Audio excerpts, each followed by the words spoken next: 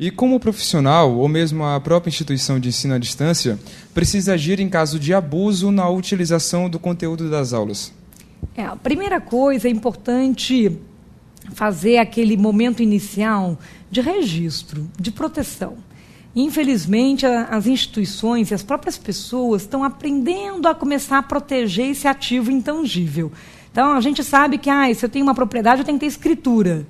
Às vezes você tem um carro, tem que ter lá um documento do carro que diz que é meu.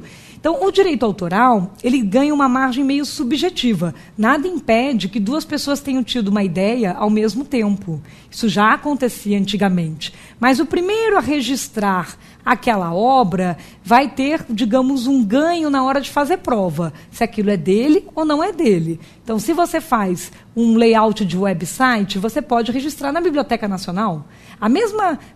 O ambiente que registra obra-livro, que é a Biblioteca Nacional, tem lá obra website. Você pode fazer registro de software no INPI, você pode fazer uma série de proteções com relação a direitos, Claro, não é um requisito, é só para facilitar a anterioridade. Quem é que pensou, criou aquilo primeiro?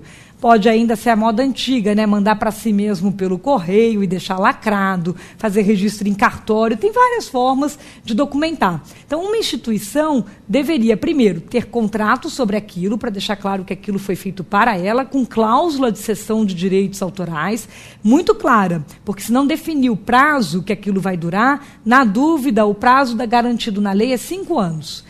Para aquele que você passa os direitos autorais, para quem você transfere os direitos autorais. E ele é restrita a interpretação. Se eu não disser que vai ser usado na web e na televisão, se eu só falar televisão, eu não posso usar na web. Você precisa mencionar as formas de uso. Toda interpretação de direito autoral é restrita ao que estava no documento escrito.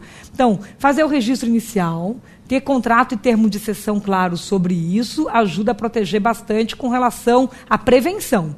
Aí, havendo um incidente, um abuso, um mau uso, você tem que gerar uma notificação extrajudicial para dar ciência à parte infratora do que ela está fazendo, e a partir daquela ciência, começa a contar, inclusive, o prazo para indenização.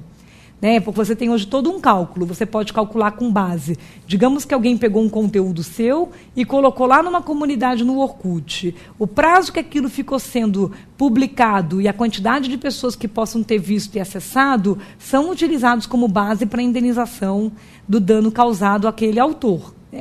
Claro que você vai medir se aquilo, por exemplo, incentivou o consumo da obra. Porque, às vezes, não estava muito autorizada a publicação, mas por ter publicado, pronto, aquele músico bombou, o autor ficou um sucesso, todo mundo comprou o livro da pessoa, aí você passa a entender que aquela ação não gerou um dano, gerou um benefício, mas isso é analisado no caso a caso. Por isso que é importante fazer uma monitoração periódica.